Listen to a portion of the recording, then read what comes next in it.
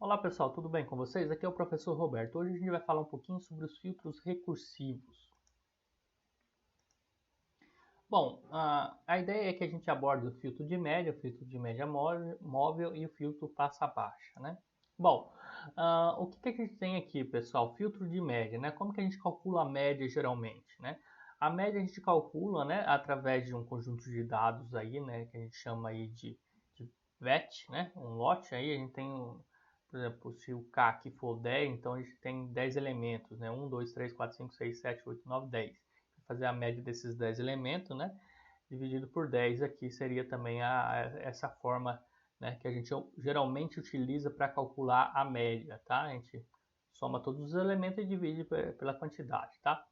Essa informação x barra k aqui, ele está falando que a gente não pode geralmente utilizar, né, para calcular a própria média, né? Desde que essa equação aqui não está na forma recursiva. Ok, então o que a gente tem que fazer aqui, pessoal? Ele vai fazer algumas manipulações aqui de forma que a gente consiga obter a nossa equação recursiva e a gente consiga utilizar esse elemento x barra k aqui na nossa equação, tá? E a gente consiga fazer isso de forma interativa, né? Então o que ele faz aqui, ó, aqui o objetivo é fazer o x barra aparecendo no lado direito, né? Então o que ele faz? Ele multiplica esse k, né, vezes o x barra k, né? Então a gente obtém essa expressão aqui, k x barra k igual a x1 mais x2, né, etc, né? E depois ele faz a divisão por k menos 1. Então a gente obtém essa equação aqui, ok? Então, a gente só dividiu aqui por k menos 1, então a expressão ficou igual dos dois lados da expressão, né? Então, se a gente passar esse k menos 1 para cá, a gente obtém a equação anterior, a gente não fez nenhuma alteração na equação. Bom, pessoal, o que acontece aqui, né? Ele está demonstrando a equação aqui, ele faz uma divisão aqui, né? Ele vai separar o termo xk, né, por k menos 1 aqui, tá? E a gente obtém um termo, ó, pessoal, que é muito parecido com a expressão anterior aqui, ó, né? O que era a expressão anterior? A gente tinha aqui x barra k igual, né, a média de x1 mais x2 até xk dividido por k. Então, o que acontece aqui? A gente tem essa mesma expressão, só que com k menos 1. Então, vai de 1 até k menos 1 dividido por k menos 1, tá? O que vai acontecer aqui, pessoal? A gente vai substituir essa expressão aqui por xk menos 1, tá? Então, a equação fica k sobre k menos 1, né, que é o que a gente tinha aqui, vezes xk, igual a xk barra, né, xk menos 1 barra, mais xk sobre k menos 1. Pessoal, o que ele vai fazer agora? Ele vai fazer a divisão, ele fala que dividindo ambos os lados, né, por k menos 1, né, então ele vai pegar aqui e dividir, né, colocar aqui k sobre k menos 1, né, e aqui é a mesma coisa, vai dividir, né, na verdade tudo, então vai ficar k sobre k menos 1, tá, e aqui é a mesma coisa, k sobre k menos 1, né. Então, se a gente fizer essa divisão, esse termo aqui vai ficar igual a 1, né? Então, a gente vai cortar aqui, vai ficar k, né? E o k menos 1 em cima a gente corta e fica 1. Aqui vai ficar o termo inverso, né? A gente coloca aqui 1, né, embaixo aqui, né, da divisão, né? Então, vai ficar k vezes 1k e a multiplicação em cima fica k menos 1. Então, fica o inverso aqui. E se a gente fizer isso aqui, vai cortar o k menos 1, né? E sobra o termo 1 sobre k aqui pra gente, tá? Então a gente obtém essa expressão final aqui, né, que é recursiva, que a gente consegue utilizar então o termo anterior da nossa filtragem aqui por média, né? É uma equação recursiva. O que é uma equação recursiva, né? Os termos anteriores, a gente consegue utilizar os termos anteriores, né, da nossa expressão para obter o objeto que a gente quer filtrar, ok?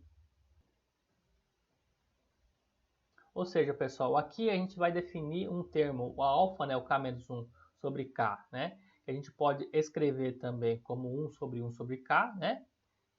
Como alfa, né? E a gente tem que 1 sobre k, na verdade é 1 menos alfa, né? A gente pode escrever dessa forma também. Então a gente tem aqui duas identificações, né? Tanto do alfa quanto o do 1 sobre k, tá? A gente vai substituir ela na nossa expressão que a gente achou aqui, a nossa equação recursiva, né? Que ela é recursiva porque ela usa os elementos anteriores, né? Então tem uma recursividade aqui. Então a gente escreve aqui x barra k igual a alfa, né? Mais alfa menos 1 xk, tá? Então a gente tem aqui nossa equação recursiva do nosso filtro de média, né? O que é legal dessa equação é que a gente pode usar ela interativamente calculando a média, né? À medida que a gente tem um novo valor de xk, a gente calcula o valor de x barra k. A gente não precisa ter o lote, né, completo para fazer a média daquele elemento, tá? Aqui nesse slide a gente tem um exemplo aí de filtro de média, né? Um sinal aleatório aqui, né, de tensão, né, pivot, né? E o que a gente acontece, né? Na verdade aqui tem um determinado ruído, né? A medida que provavelmente deve ser 15 e ele foi corrompido aqui por um determinado ruído aqui, né? Então tem um desvio aqui, né? Chega a ser até alto aí, um valor 10, etc. Aí tem que ver quanto que é o ruído que foi aplicado aqui. E a gente consegue obter aqui, ó, a média, né? A gente pode aplicar a nossa equação recursiva aqui para obter essa média desse valor, ok? Então, resumindo, pessoal, aqui, o filtro de média aqui, a gente conseguiu uma expressão recursiva, né? A média pode ser obtida imediatamente, né? Porque a gente coloca um novo valor, já obtém a média, né? Com somente um valor de média do valor anterior calculado, né? E o total de números de dados que vão ser atualizados, né? Só relembrando aqui, pessoal, acho que eu não comentei, então aqui sempre vai ser o índice, né? O alfa a gente vai calcular, então se o valor for 1 aqui, né? O k igual a 1, então vai ficar 1 menos 1 sobre 1, né? E etc. A média própria vai ser o próprio valor aqui, né? Se for 2, né? 2 menos 1 vai dar 1, sobre 2, 1 sobre 2, né? Então o alfa vai estar mudando a cada novo dado que a gente coloca aqui, tá? Então a média vai depender sempre do valor de k, ok? Voltando para cá, ok. Então não há necessidade para a gente armazenar, né, todo o dado, né, de um determinado dataset. A gente consegue fazer isso interativamente. O filtro tem uma boa eficiência, especialmente quando cada dado é alimentado sequencialmente, né? Então, se o dado for processado em tempo real, né, que a gente quer o resultado imediatamente, né, a forma recursiva dele vai ser necessária, ok?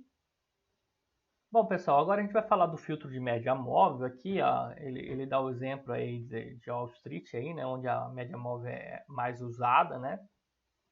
Então, aqui um exemplo de ação, de os momentos de quando comprar, né? Peguei um exemplo aí de média móvel aí da internet, ok? Então, o que a gente tem que fazer aqui, pessoal? Aqui traz-se a equação da média móvel, né? Então, a gente tem um N aqui, por exemplo, 10, né? Então, a gente sempre precisa de 10 dados anteriores aqui, né? Se a gente tiver, no caso aqui, a média móvel só vai começar a ser executada, né? A partir se a gente tiver 10 elementos, né? Para a gente ter todos os elementos aqui, né? 11 ele vai pegar sempre os últimos 10 elementos, né? Vai ser n mais 1 menos k menos n mais 1, né? Elementos anteriores aqui, ok?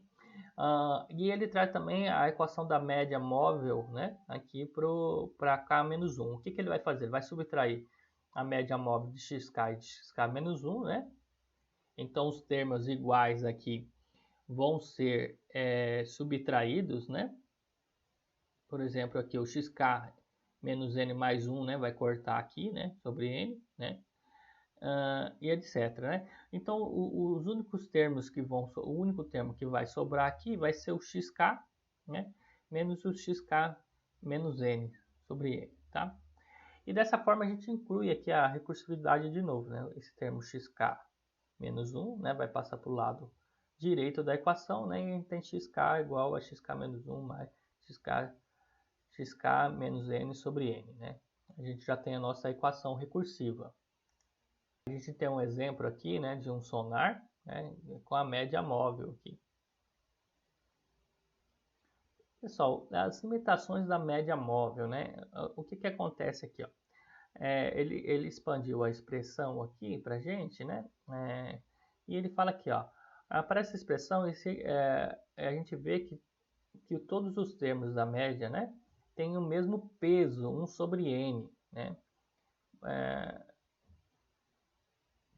Então, todos, quer dizer, um dado bem antigo aqui, né, sei lá, menos 10 lá, né, vai ter o mesmo peso do dado de xk, tá? Então, dados mais recentes K e os dados antigos têm o mesmo peso de média, né? O que ele está falando aqui? Talvez um dado mais recente, talvez pudesse ter um peso mais significativo que um dado bem anterior, né? E talvez isso poderia melhorar, né, a acurácia, a precisão da nossa filtragem aqui, tá? Resumindo aqui, né? A média móvel, né, o filtro de média móvel é útil para remover ruído de medida. Quanto maior o número de dados, né, para obter a média, né, melhor vai ser a performance, né, o desempenho aqui para reduzir o ruído. Mas o delay, né, um delay é introduzido, né, que faz a variação do dado não ser bem projetada imediatamente, né? Por que esse delay aqui ele é introduzido? Principalmente por causa dos pesos, né? Então, como os pesos são todos iguais, né, então a gente acaba introduzindo esse delay, dependendo da quantidade de valores que a gente quer de média, né? Então, quanto menor o número de dados, né, usados para computar a média, né, deve ser decidido em consideração as características de medida, né, quantidade, o número, né, de dados aí, em relação ao que a gente quer filtrar, a quantidade de filtragem que a gente deseja, né. Aqui é mostrado, né, que a expressão de recursividade de média, né, não tem muita vantagem também em relação à média em si, né, o filtro de média móvel em relação ao filtro de média. Né. Pessoal, ele traz aqui uma limitação aqui da média móvel, né, ele dá o exemplo de um avião, né, que tem um sensor de atitude, né? O sensor de atitude aí é o sensor de inclinação, né? A gente mede aí os ângulos de guinada, rolagem e arfagem, né? Então retorna 50 medidas em 1 segundo, né? Então o filtro de média móvel aí do computador a bordo dele, né? Calcula uma média, né, com 50 dados coletados, né? Por exemplo, aí.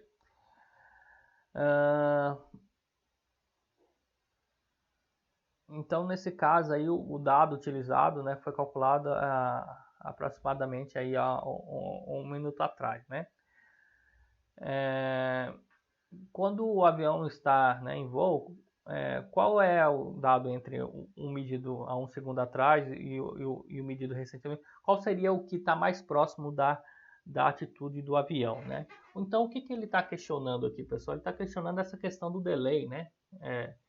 Quer dizer, será que o dado mais próximo aí não seria mais interessante nesse tipo de aplicação aqui? Não representaria melhor qual é o ângulo de atitude, né? Então é essa discussão aí que ele está trazendo para a gente. O filtro praça baixa, né, pessoal? Aqui tem a expressão do filtro praça baixa. A alteração feita aqui é que a gente vai utilizar no lugar do alfa, em vez do que a gente calculava no filtro de média, a gente vai escolher um valor entre 0 e 1, né? Entre 0 e 1 aqui, para a gente obter. Pessoal, então fazendo essa escolha do alfa entre 0 e 1, o que acontece? A gente vai perceber que os dados mais recentes, né? Eles possuem valores mais altos, né, em relação aos dados anteriores xk-1, né? Lógico que é um valor de entre 0 e 1, né? Se a gente multiplicar, a gente vai obter um valor menor aqui, tá? Então, esses valores aqui vão ter valores mais altos, né? Então, resolvendo esse problema lá do filtro de média móvel. Aí ele vai um pouquinho mais adiante aqui, faz esse cálculo, né? Ele percebe que tem essa relação, tá? Entre as medidas, né? Então, 1 menos alfa, né? É maior que alfa de 1 menos alfa, alfa quadrado. Então, os termos anteriores vão ficando cada vez menores, né? A influência deles. Aqui ele tem o exemplo aqui do filtro de média aqui para o sonar também, aplicado para o sonar, tá? Para o dado do sonar. Resumindo aqui, pessoal, a expressão, né, do filtro de primeira ordem aqui, né, filtro passa baixa, é de simples implementação no código, né? A gente consegue implementar ela facilmente, é só aquela equação recursiva. Além disso, né, diferentemente do filtro de média, né, tem boas características, né, e pesos, né, elevados, né, às medidas mais recentes.